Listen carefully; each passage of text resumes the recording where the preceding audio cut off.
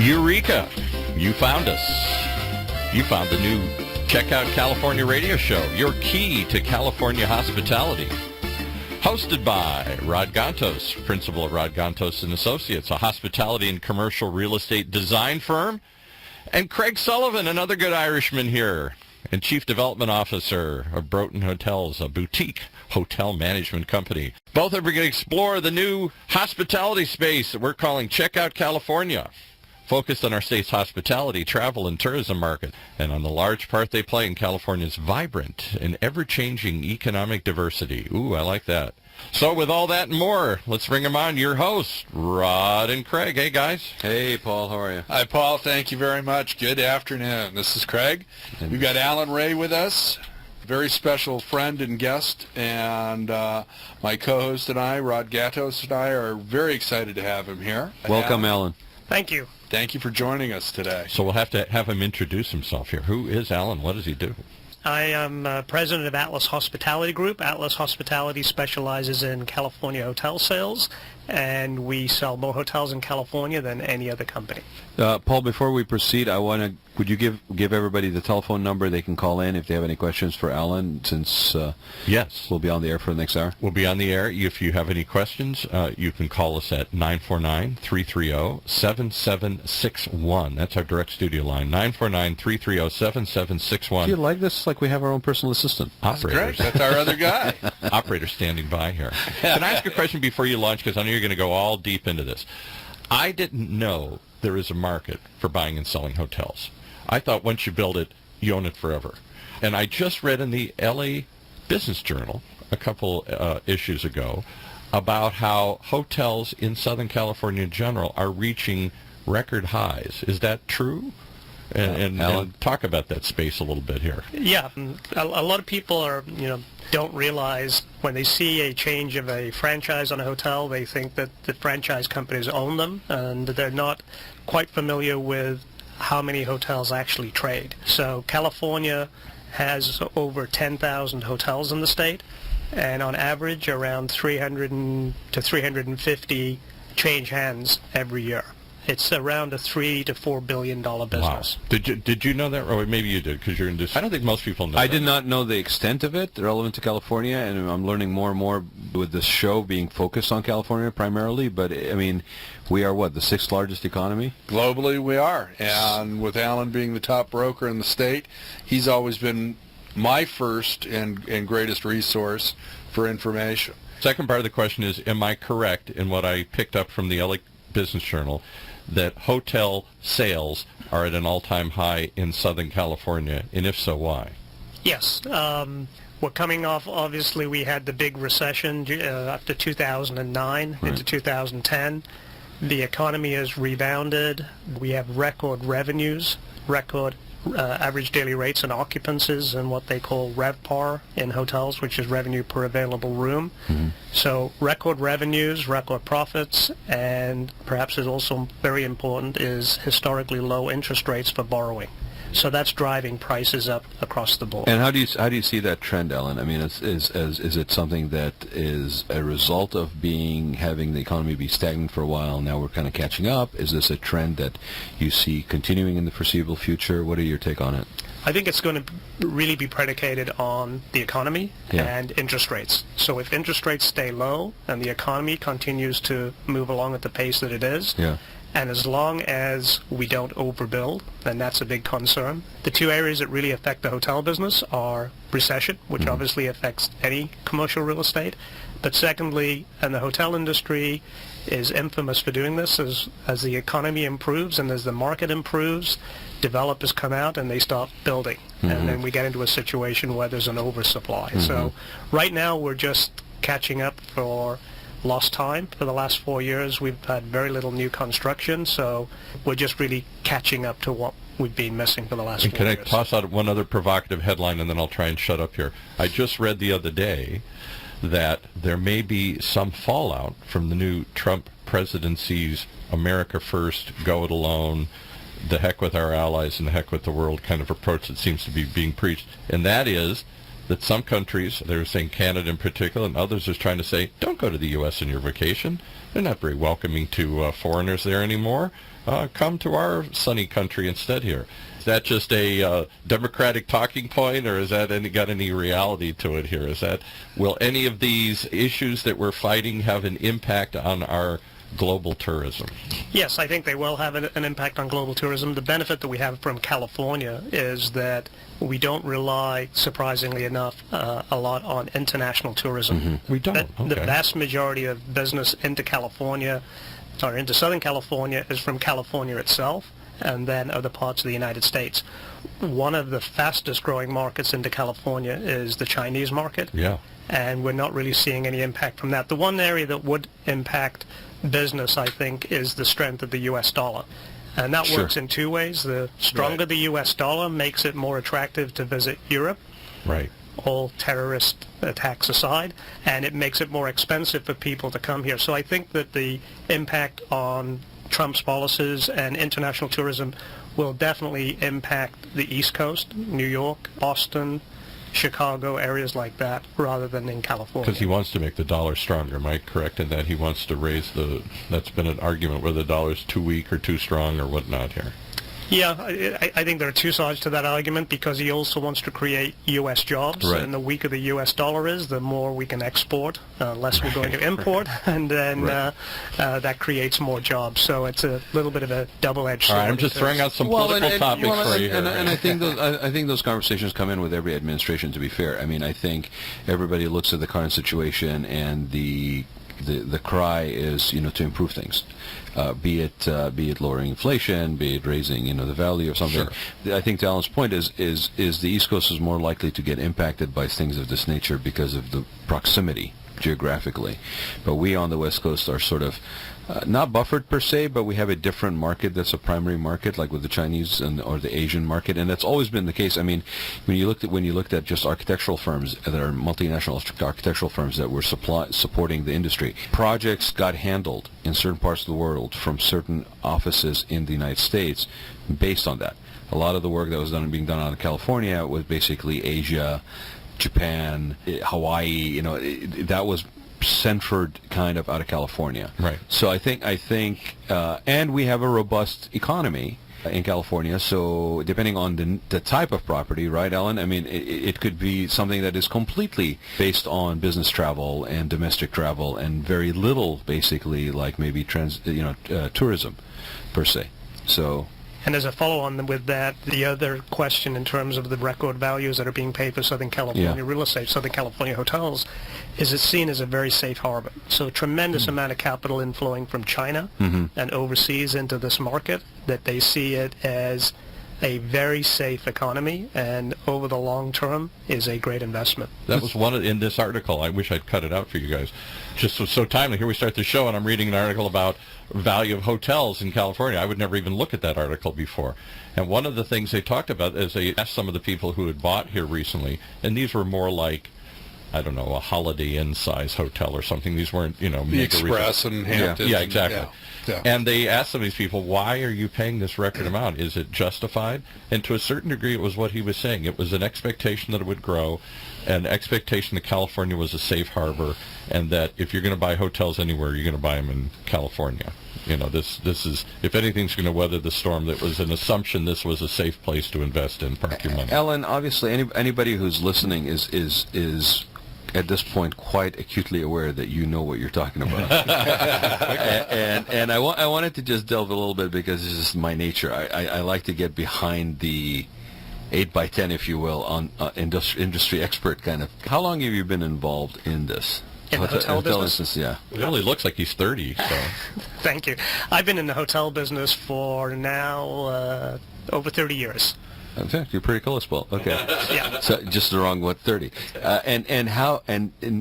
And would you say, relevant to Paul's question, would you say that the California economy in that 30 years has been pretty steady with that expectation from people, like as a safe harbor? is this something relatively new for us? Because I thought we suffered tourism and hotel rates a long time ago. I thought that really diminished. They were having trouble filling hotels, just like they were having trouble filling office towers and other things for a while there. Well, when we had the financial meltdown, that was very true. We saw Alan and his group handled a lot of, sales by the lenders, and they'd taken it over. But we were all in a downward spiral at that point. Yeah, and that's why I was asking, over that 30-year period, is California considered a safe market for that kind of investment? I think it's always been considered a safe market, but the fundamentals when we go through a downturn in the early 90s was the collapse of the savings and loans. Sure. San Diego with the defense cutbacks. Yeah. San Diego was a market, today it is hot in terms of hotel buyer demand, hotel prices, occupancy, everything down in San Diego. But in the early 90s, we were having a hard time even giving hotels away. We have hotels that traded back in that downturn at $10,000 per room that today are trading at $200,000 per room. Wow. So for people that would have Big number. purchased in the early 90s, some phenomenal returns. But again, it is like any downturn. Sure. When the market is going down, people exit the market, right, and they don't know where the bottom is. And the people that actually jump in and realize that long term, California is coming back. So it overcorrected, and those people that were able to withstand the downturn and also be able to get financing and to come back, that's one of the big issues, is that when the market goes down, banks pull out, and financing becomes very, very difficult to obtain. Well, and I think also, in addition, Greg, if you remember, in the 90s, we basically overbuilt. I mean, we went on a very construction rampage, and then all of a sudden when the market went under, we had a lot of inventory. I mean, this happened in residential properties. I remember commercial properties. Right. So to your point, Alan, I think hopefully we have learned some lessons along the way. I'm shaking my head just because, and I'm going to steal a quote from Tom Barrack, who is the head of Colony Capital, and he's an avid polo player. Sure. And he said at a conference that I was at once, he said, we have a saying in the polo game, which is, when the amateurs get on the field, you want to get off, because that's when you're going to get injured. And I think that we have short memories in the real estate business. There are a lot of people that are in the market today that are relatively new to the market. I would say that there are a lot of amateurs that have come in just because we've got record prices, and they think that it will do nothing but go up and up. And after being in this business for over 30 years, what goes up comes back down. And unless you're there for the long term, these are people that could get hurt. There's a lot of new lenders coming into the market. They see hotels as a good opportunity. Right. They don't know the business.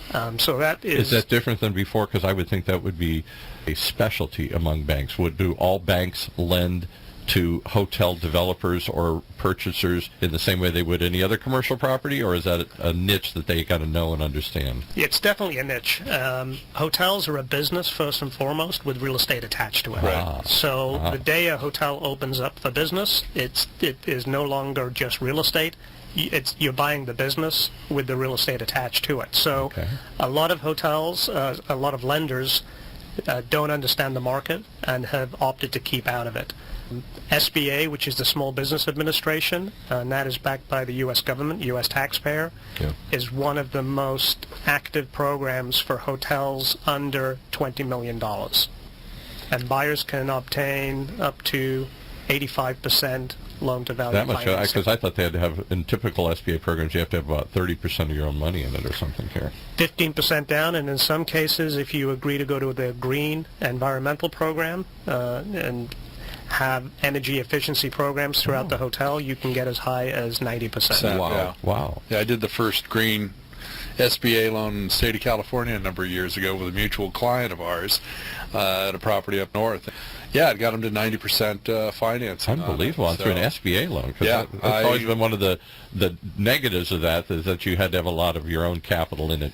Well, I think it's also more time-consuming in a lot of cases because there's a ton of paperwork. Alan and his team close a lot of deals that are in that range. And, it's a great program. And I was with an SBA lender yesterday, and they were talking about how now you can refi an SBA loan through the SBA. That program got renewed, and it's a tremendous help to the owners that have one or two assets or separate operating LLCs, and they can go back and refinance their hotel at this point. So I have to, Rod wanted to talk about beyond the 8 by 10 glossy picture here. So we've gathered that Alan's been in this for a while and knows this in and out. How did you first come to meet Alan, and what do you, because that's not your field, is buying and selling hotels, or is it? Well, it's part of it. And with the new position over at Broughton Hotels, and today was my first day. Congratulations. Thank you. I'm now the Chief Development Officer, so we'll be working heavily with Alan and his group and various other firms out there, raising debt and equity and looking at hotels to purchase. But it's not about me today. It's about Alan. No, and I want to ask Alan how he got into the business. Good question. I think everybody would like to hear this story because it has been a long, strange trip. Because you were doing something else before this, right? Yes, I was. Okay. So I, right out of college, I came to the United States to coach soccer. I coached soccer in North Carolina. What? Wait, did I miss something there? So he stayed at a hotel when he was coaching soccer here. I see. That's the connection. I coached soccer, traveled all over the U.S., ended up in San Diego, San Francisco.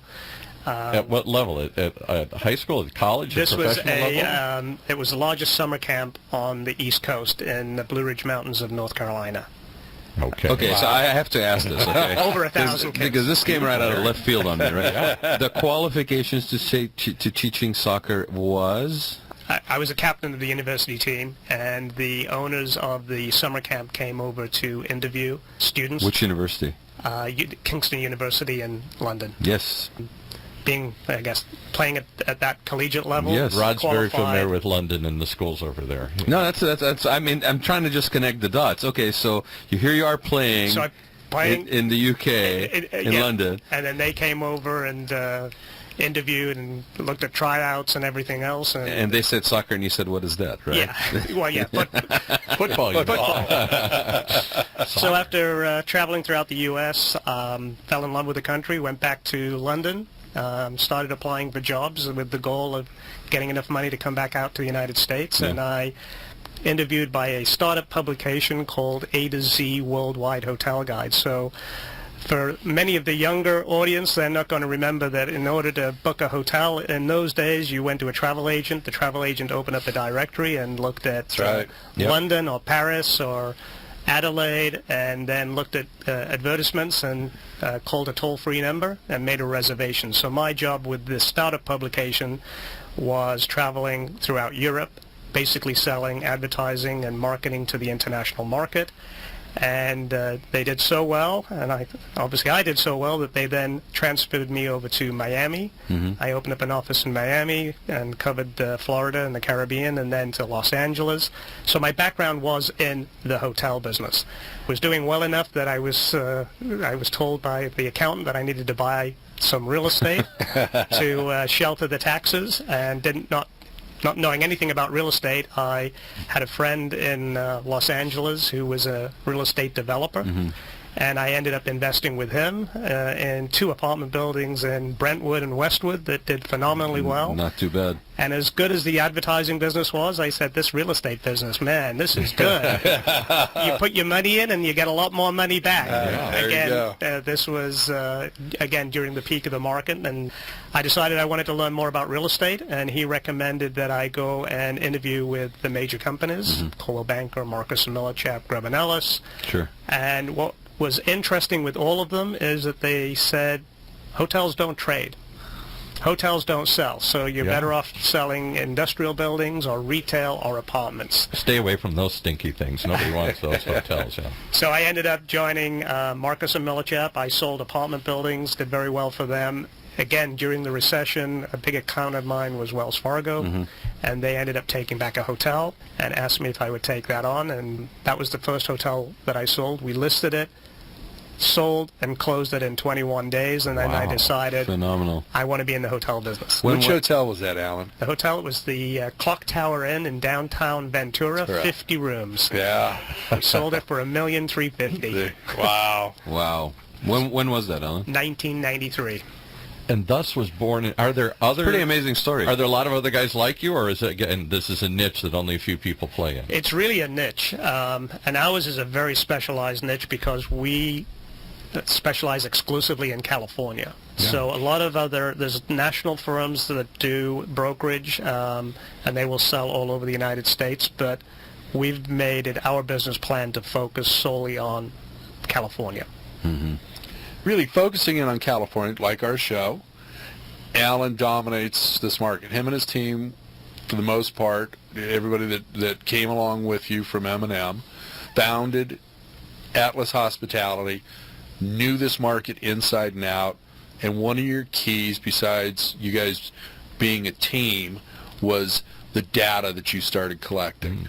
And you had everything. Matter of fact, Alan was instrumental in me building my database and getting all the information and who was who and moving forward. So what kind of data are you talking about? Just owners and properties? Or? Owners, management, brand, legal description, first trust deed information. There's a lot of things that were available to public records, but when you and I were doing this, it was a report that we would order and pay for and maintain. And so okay, the Clock Tower was your first hotel. Why did you start Atlas? Was it because M&M wasn't going to give you the opportunity to grow? No, it was, again, selling hotels, as I said earlier, is a business. Right. And a lot of that information is confidential. Right. So the old way of doing marketing was you have a listing, it's an apartment building listing, you've got, in the case of Marcus and Millichap, 500 agents in the company. Once that apartment listing is entered into the system, the selling point is that every agent has access to that information at the same time and can take it out to the market. That might work for apartments, but for hotels, you need to have confidentiality agreements. You need to know who the people are that are getting that information. You don't want that necessarily going to your competitors. And it was just philosophical difference that I don't want to market hotels like you apartments or industrial or retail. So it was somewhat of a daunting task to go away from the national firm with offices and all of the backup staff to start your own company, but I thought I had a better way of doing it. Obviously that's turned out to be true, and in spades. It's also, again, very, very difficult for the old firms to create what's called a team approach. Yeah. Right. And our office, typically, agents are going to turn over every 12 or 24 months at the companies, and I'm proud to say that all of my agents have been with me now for as long as I've been there, 20 years. Wow. So yeah. I think that obviously our model works, and the fact that we share information, I don't care how good you are on your own, you can't compete with 5 or 6 top agents sharing information and all working together. Absolutely. Right. That's quite true. And Alan's team, I mean, I've been... Alan and his team were a big part of my growth over the years and helped me and took me in as the stray dog that I am and taught me a lot. And I can actually trace my success to 4 people in the beginning of my career 25 years ago, and Alan's one of them. And, it's just been phenomenal watching his growth, being in that little office on Red Hill and now being in the big office, but still keeping the team together in the unit. And these guys socialize, they work hard, they know each other, and it's tough. I mean, it's tough for somebody to come into that office from the outside. Trust me, I know. But Alan's created something that just frankly can't be replicated. Well, and it sounds like Alan. I think the question was asked that couldn't you grow with M&M? It wasn't so much that as, like you said, you had a way of doing it that you felt could be done better, that your approach maybe was different from a top-down kind of approach, more of a team approach, and I can totally respect that. I mean, I think that's the, not negative, that's the danger that a lot of larger entities basically fall into, because they become the system versus what is the best way to deliver on that service. And I think in some cases the team approach is absolutely the best way, but you have to make choices along the way, right? I mean, the draw, the attractiveness of going in a certain direction, be it growing the business, expanding the sphere of what you're involved in, yet maybe quality driven, say, no, this is my area of focus, this is how we're going to do it. So with that in mind, I understand that you guys specialize specifically in California properties, right? Yes. So, I mean, you could have opened other offices, you could expand into larger markets. What makes you decide to go down that path?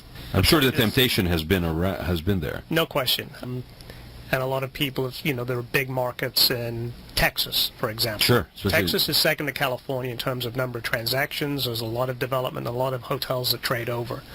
But my feeling is that you can't be an expert in all of those markets. It's very difficult to be an expert in the California market. Mm-hmm. And we've been doing it for 20 years, and if you count up all of the hours of the staff and how many hours they've spent on it, I would say we know the market better than anyone else. But if you're going to call me up and say, I have a hotel in San Clemente that I want to sell, if I'm over in Texas, no buyer from Texas is going to buy a hotel in San Clemente because they're going to look at the price and say it's crazy. So every sales call, every contact that we make in California is valuable. If I'm in Texas, I can only sell those people a hotel in Texas. And I can't possibly know that market, and I can't be in two places at one time. So until we completely dominate California and run out of deals to sell, and that hasn't happened in 20 years, then it makes sense to start getting on a plane and flying over to Dallas or Louisiana or whatever. But I think that a lot of other companies chase the deals throughout the United States as opposed to staying focused. Yeah. And if you're an owner that you've hired Atlas Hospitality Group to market your hotel, you want to know that they're spending that time focused on you and in your deal, and not into another market chasing after another deal. And it's interesting, right, guys, because we're all kind of in business. There's a philosophical difference. There are people that are just programmed to chase the deal. And there are those who are programmed on the delivery of quality service focused on that particular thing, even if it means I have to forego some stuff in order to basically give that best quality service, right? It's interesting. It's fascinating to hear because, I mean, obviously it has served you well. And it sounds like it's constantly a learning curve, right? I mean, well, I think that we relate everything back to real estate. That you want to work on probability. Yeah. And then very, very important is your opportunity cost. You may make a deal, you may make some money on something, but how much have you lost in the process? And is that a deal that and there's a lot of times you work on deals in real estate that don't close, but at least you've picked up valuable information. But if I'm working on something that isn't going to add value, for example, if someone came to me and I've sold multiple hotels for them and they have an apartment building to sell, I won't touch it. If they have a deal that's out of state, we typically won't touch that. As much as they, I'm sure, would want you to involve because of the trust relationship that's already built in. Correct. And then a lot of people are client-based, which we are client-based, but we're client-based and geographic specialty. And a lot of our clients appreciate the fact that when they ask us about a deal out of state, we say we're not the experts. We can put you in touch with someone that would know that market, but we don't know that market. Well, and like you said, Alan, it goes back to that sort of relevance in terms of real estate, right? Because you see a lot of agents, even in residential market, same town, and people specialize in that particular corner of that town. Yes, I can totally respect that, and I think that's something that sometimes in the course of the business world gets lost. It doesn't get discussed enough because we're always, it's the bigger and the better and the next thing and what's around the next corner. And there's a certain I think humility and humbleness to that approach. So thank you. But it's nothing really new, but it's really nice to hear. Well, it is, and I think that we see a lot of times clients will send me information that are supposedly off-market deals. Mm-hmm. A residential agent will have gotten information from a friend, from a friend, from a friend, and by the time it gets to the client and they ask me about it, I'm like, well, this is not really an off-market deal. Mm-hmm. Exactly. They're now asking $20 million that it was under contract for 6 months ago. Right. And you're going to end up, not only is the broker who's pitching it wasting his time, the client that they're pitching it to could be the right buyer. Mm-hmm. But if it's pitched to them in the wrong way, like the way that it's pitched, when it gets to a point where it is a saleable deal, and a lot of owners, I think, lose sight of that. They give that information out and lose control of who it's getting pitched to. I think we're going to take a break, right, Paul? Yes. And when we come back, I want to talk about how the industry, I mean, you guys are in it. I'm sitting outside, I'm looking in. I want to hear from both of you, how's the industry changed in terms of the brokerage side of it? Because you've been in it long enough that you can see, and where do you see it going? Are we on a, we were talking on a show before this about just in terms of aging and seniors and how you've got a more active population that isn't just basically sitting in God's waiting room waiting for the bus to come take them. You know, they've got 10 to 15 years of their life. Their expectations, their wants, their desires, what people are looking for is different. And I would like to hear just a retrospective and also where you see the brokerage side of the hospitality industry going when we come back. Great. All right. All right, let's do, we're going to do a couple of off-the-cuff ads here since this show's fairly new. We don't have some processed ads yet here, but I know you wanted to talk about two things here today, and one is the event conference that gave birth to this whole show here. I want to talk about a couple of things. I want to talk about an event that is coming up that Craig is doing for the second year and locally here. Alan gave me the perfect in relevant to the spa industry. I attended a media event, a West Coast media event for International Spa Association, iSpa, and they had properties in there that are everybody's kind of trying to find that niche, and it's a very competitive industry, and you know you can't just compete on a price point. So a lot of this stuff, and I think we'll start off with the Click conference and how that actually is something that was a niche that wasn't really being addressed. No, it wasn't at all. So give the date and give back a little bit about background, and then maybe the website too, Craig. I think. Absolutely. Yeah. It's the California Lodging Investment Conference, and Alan Reay and Larry Broughton, Broughton Hotels, were the first two sponsors. Sat down and talked to them both and went over the fact that there's 10,000 hotels. We've got the fifth or sixth largest global economy. We don't have our own conference. And Alan and Larry were both on board immediately, and we created an event. We're having our first planning lunch next week. Rad's on board as a sponsor. He's going to be designing our stage. So, it's I'm all about taking orders for the comfort of the seats now and the height of the back. There we go.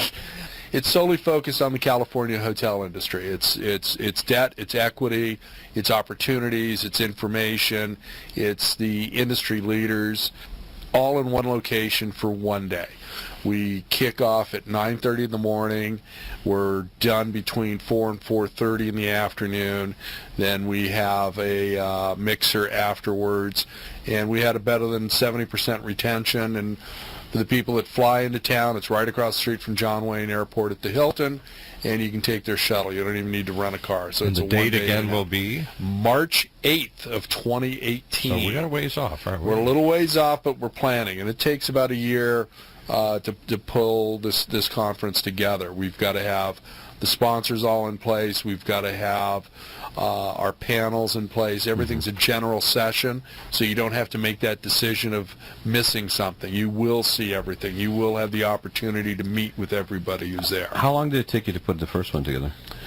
We did it in probably 8 or 9 months, and it was very intense, and it was really, I'd call Alan. I'd sound like a machine gun rattling off things. Wait a minute, slow it down. Yeah, that sounds good. No, this doesn't. And then I'd move forward. This year, we sold out year one. We were very, very fortunate, and it was because of Alan and you and Larry and various other people that really, the rest of the sponsors that turned it up and really got involved. So this year, I'm hosting a lunch, and I'm having everybody get together in this group, and we're looking at how to tweak and update, fix things, add things to the conference, and still keep it as a California-focused hotel conference for one day. Alan, I'm curious. Obviously, Craig is very intimately involved with this, and you were involved as well. But looking at that first-year experience, what were your takeaway from that conference? I've got to tell you, Craig's being extremely modest. When he said to me he was putting this conference on, I said I would be a sponsor, but I know how much work it is. Absolutely. And I just can't devote that amount of time to doing it. I'll back you, and I'll be the sponsor and everything else, but... You were a sounding board, too. Well, I was a sounding board, too, but there are a lot of conferences that go on. I'm seeing attendances go down at a number of these conferences that we attend, and the general feedback is there's too many of them, and they're giving the same information over and over again. for Craig to put on a conference that he did that was a sellout, that was this successful. Year one is phenomenal. Yeah. It's unheard of in the business. Not only that, the response from the attendees and how many people were saying how great it was and that they were going to be back means, number one, there was definitely a market for this kind of conference, and two is the quality of the conference, the speakers, the location that Craig put together. I think if he ever wanted to just do conferences and putting them on, he's got another career, because it is extremely hard work and a lot of behind the scenes that go on. So in terms of the success, it was fantastic. Well, and I want to just segue for a minute. I thank you for that, because yes, that's any of us who have spent a lot of times kind of going to conferences. Yes, at some point it's like, oh look, it's another home week. Here's the same person who I just listened to 2 months ago at another thing. I think he may have changed the background color on his slide presentation, but it's and maybe there's been a little bit of extra information that has come out since then, and that's in the presentation. But I'm seeing that same trend. And I'm seeing that that's more receptive by people. Also, it's more fair, I think, to those sponsors, that they have a localized, focused attention to their product. And the thing that comes to mind is this thing that I just went to. I was invited by Lynn McNeese from ISPA, from International Sponsors Association, and it was the West Coast Media event. And they had properties, and I wrote them down because I wanted to make sure that everybody got mentioned, but two Palm, and you can go check these guys out on the website. All of these have really extensive websites, and it's Two Bunch Palms, and there's the spa at the Peaks. I'm going to spell it AME Spa and Wellness Collective at Turnberry in Miami. And it's a Miami resort. Actually, it's beautiful. It's just new. It has a spectacular spa offering there. All of these do, but in their own way. Rancho La Puerta Fitness Resort and Spa, which is across the border, it's been around for a long time, and it's very much it's almost like a local secret. I think people find out about it, but it's it lives the talk about wellness and how their approach tends to be, it's everything from hiking to nutritional to, it's almost like if you've been to a Golden Door, it's sort of a similar philosophy where it's an all-inclusive wellness. Aspira, the spa, and there's a spa at the Dell, which is, in San Diego, the Coronado. Yeah, thank you. And then the Kohler Water Spas in Wisconsin. Now, the interesting thing is, this was a West Coast media event. It included some other people, like I said, like Kohler Water Spa, and then the spa at the Four Seasons Resort in Biltmore and Santa Barbara. Again, a totally different property, unique to that coastline. Central California, Northern California, Southern California, completely different markets. Red Mountain Resort, and all of them are actually espousing different focuses and philosophies that either reflect their areas. And I just want to thank ISPA for inviting me. It was very interesting to see what everybody's doing, how they're incorporating multi-generational approaches to their thing, that they're expanding from just your sort of pampering approach to a wellness regimen to a retraining as the population, their guests basically gets older. The people like grandparents bringing grandkids in as part of their vacation experience, that they're catering to that, and that they're doing it with regional sensitivity. And I will have more coverage on this, later. We'll talk a little bit more about wellness. We usually do on my Rad Life show. But I also want to remind everybody who's interested in this topic to check out globalwellnessday.org. Global Wellness Day is a one-day event, to your point, that happens every year, and it's this coming Saturday. It's in June. So check out Global Wellness Day. I want to give a shout-out for them and Belgin Aksoy, who started it in Turkey. And then also check out attend ispa.com if you're interested to go to a conference that's in Vegas. And thank you, Lynn McNeese and ISPA, for including me in your media event on the West Coast. And I look forward to seeing you guys in October in Vegas. And one last time, how do we reach the website or information to learn about the next year's California Lodging Investment Conference right here at the Hilton in Irvine, right across from John Wayne Airport? Another event you don't want to miss. Where do we go find it? What's the website? The website is CLIconference.com. Again, click California Lodging Investment Conference, and the website is CLIconference.com. And I think, you did the West Coast show. That's because as California goes, the rest of the nation goes. And that's we kind of sound arrogant when we say this in California, but you know what? It tends to be proven, especially these days, tends to prove more and more to be true. That was supposed to be a commercial, and it turned into a 30-minute segment here, but that's okay. Yeah, we want to wrap up. We got about I think 5-10 minutes left to wrap up with Alan here today. I think a lot of the stuff kind of flows in. It really is not. I don't think any of us look at this as a job, right? I mean, this really has to be part of your lifestyle. It is. Absolutely. Yeah. Right? I mean, you don't turn this off at 5 o'clock, right? No, this is in your DNA. Yeah. Absolutely. Yeah, we're going to go out after this, and we're going to continue to talk about hospitality. We're just going to find a nice place to do it. But so the question I asked before we went on the quote-unquote break. Yeah, right. That wasn't. That wasn't a break. I asked Alan about what has happened, what changes he has seen in the hospitality brokerage industry specifically, and what you're dealing with now, and where you see it going. So, again, dating myself, I remember when the first fax machine came in, and Fax machine. That's two of us. Wow. now, What was that? Yeah, no one. I don't think anyone puts even a fax machine number on Pager. their business card. So, the old days out in Prospect, you went and looked at the buildings, you took photographs. You didn't have a cell phone. There was more meetings that you had to have. There's more personal in meetings where if you had to have an offer written, you had to go meet with the client. Fast forward today, the biggest change is technology.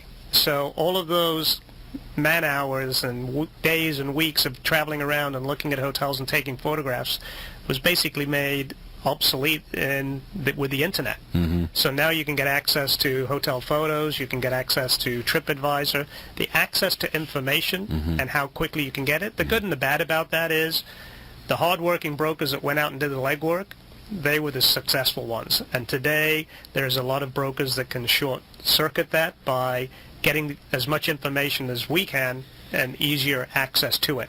It obviously still means you've got to work hard and you've got to know your information, but that access to information today versus 20, 25 years ago is being a complete change. Well, I mean, I think you would agree with me that even though the availability of information is more easily accessible for a lot of people, to your point, what you do with that information is where that seasoning expertise comes in. And at the end of the day, we're not talking about chump change. We're talking about serious deals here. So if you are, it's like what is the saying, sizzle or steak? It can't just be sizzle. You can't have just information. I got bundles of information here, right? Wheels of information, but I have no clue how to basically filter that to where it benefits the client. And so you're better off in even these cases to navigate as well and find people that are really seasoned and specified, like Alan. Since we have somebody here seasoned, qualified, can I ask just a is that you or question? Is that you? No, or not me. I was in the restaurant business for a long time. That's my only contribution to this show as it goes forward. I do know something about Where's the restaurant food, by the way? It's coming. And you guys are in the hospitality industry, which encompasses not just the food at these properties, but the lodging and all that other stuff. And Rod comes at it from a very specific part of the amenities where he's dealt with the design of spas largely in these facilities. When somebody buys a hotel, I never thought of it. They're buying land and a business. When you bought a restaurant, you just bought the business. Somebody else owned the land. Right. You're leasing that restaurant. You don't buy. Very often, they don't own the land under the restaurant. Sometimes they do, but very seldom. It's rare, yeah.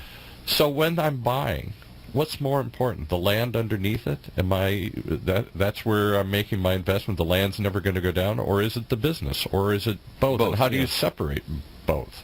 Well, you're hoping that it's going to be both. So obviously, if you're buying Union Square, San Francisco, you're buying, obviously, land value and the real estate. Then it also comes down to, as we've seen in downtown Los Angeles, where if you're in a market that is really taking off, especially with overseas Chinese investors, and you can put 400 rooms on a 25,000 square foot lot, then that land value is tremendous. Versus if you had 25,000 square foot of land in Santa Barbara, it's still going to be valuable, but you're not going to get 400 rooms to be built on it. Yeah. Maybe. And do they take these properties and redevelop them in that light? I mean, are they tearing down? Would you tear down Union Square, an iconic place, or tear down the Biltmore Hotel in downtown Los Angeles to throw up whatever's hot today, apartment buildings? It's not just as easy as that, right? Well, what we are seeing is a lot of office building conversions. Adaptive reuse. In downtown San Francisco.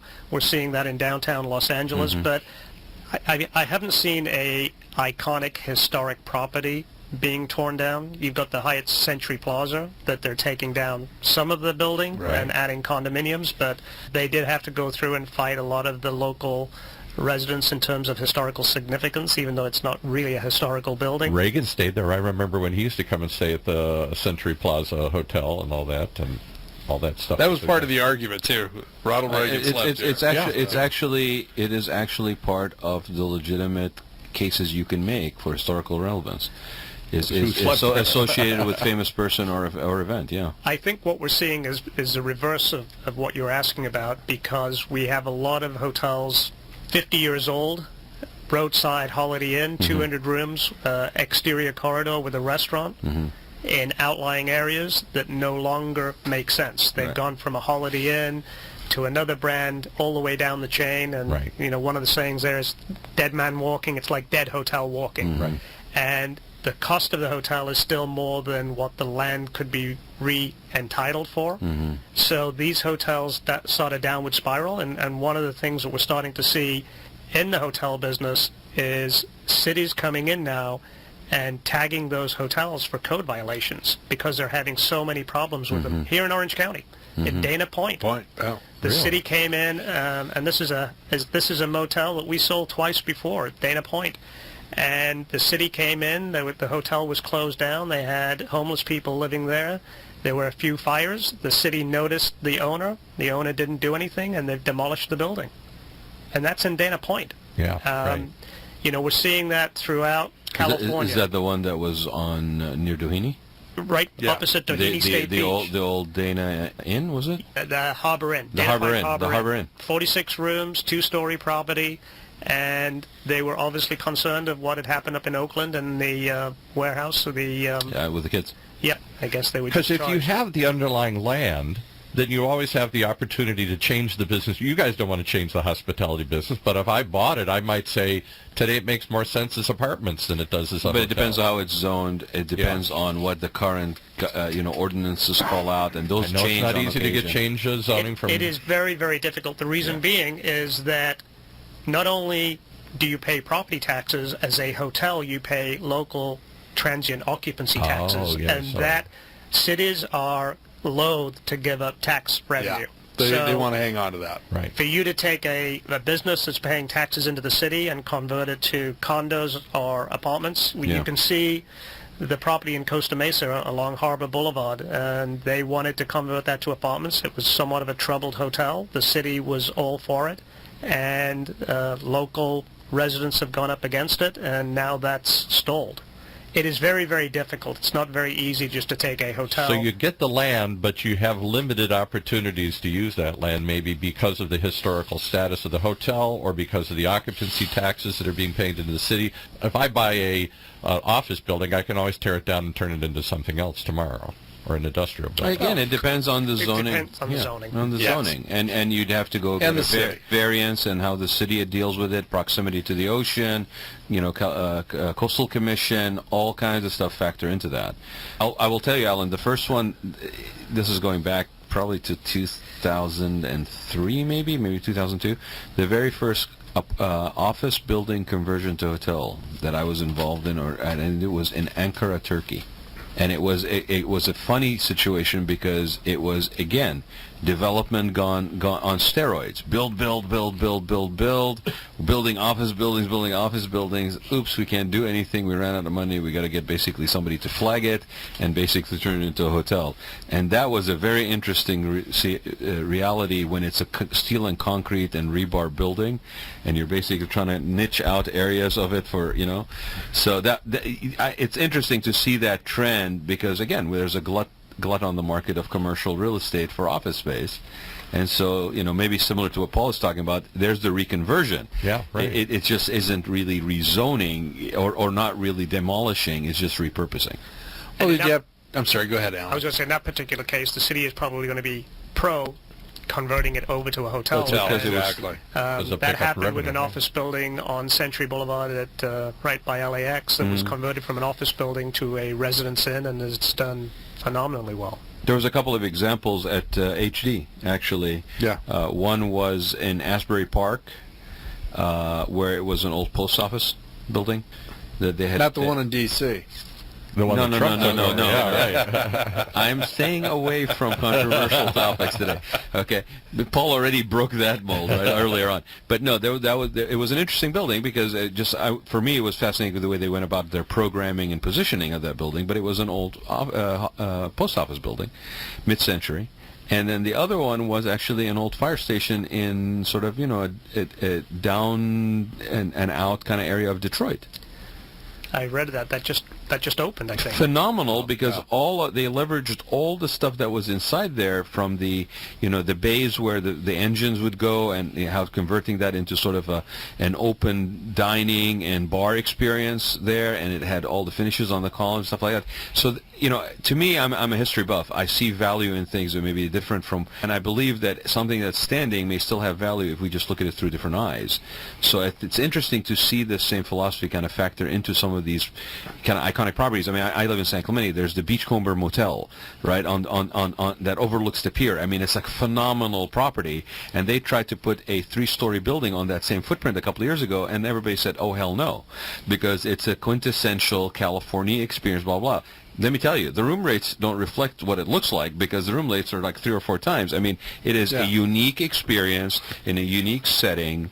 And so I don't know that you'd buy that, and if the property's got to be worth so much more than whatever they're generating in that small hotel. Right. If you're driven by the fact, and I think this is a philosophical difference in development. Right. Okay. You have people, for example, who build outlet malls. You have people that build malls, and they basically fill, flip, or lease it and then flip it to somebody else. And there are people like like my friend Shane Sadeghi that owns the lab in the camp and went in and energized the packing house in Anaheim.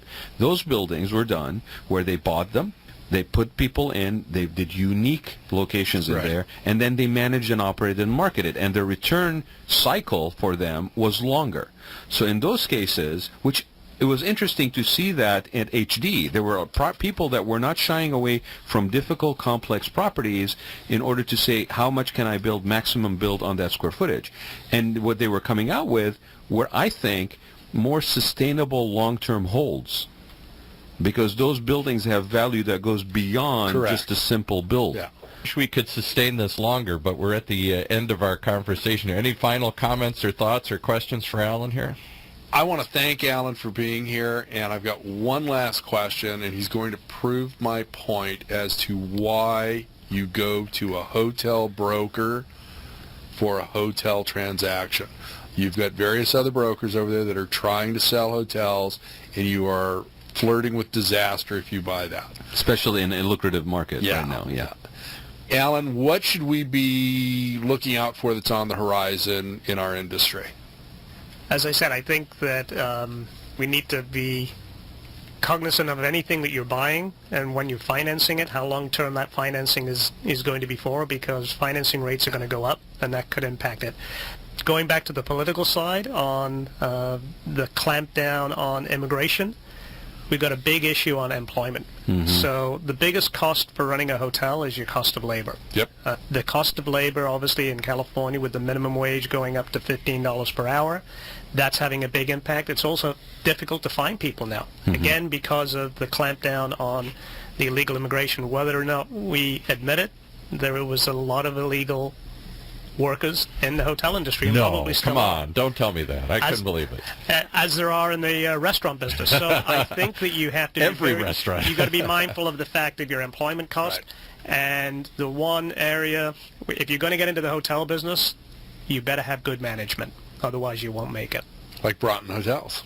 Like Broughton Hotels. Like Broughton Hotels. You're talking about this labor factor, right? I mean, I don't think that's ever going to change. I don't care how automated you do this. Certain industries, because we talk about this in the industry, right? Where, eliminate the front desk. It's going to be an automatic check-in on your cell phone, all this stuff.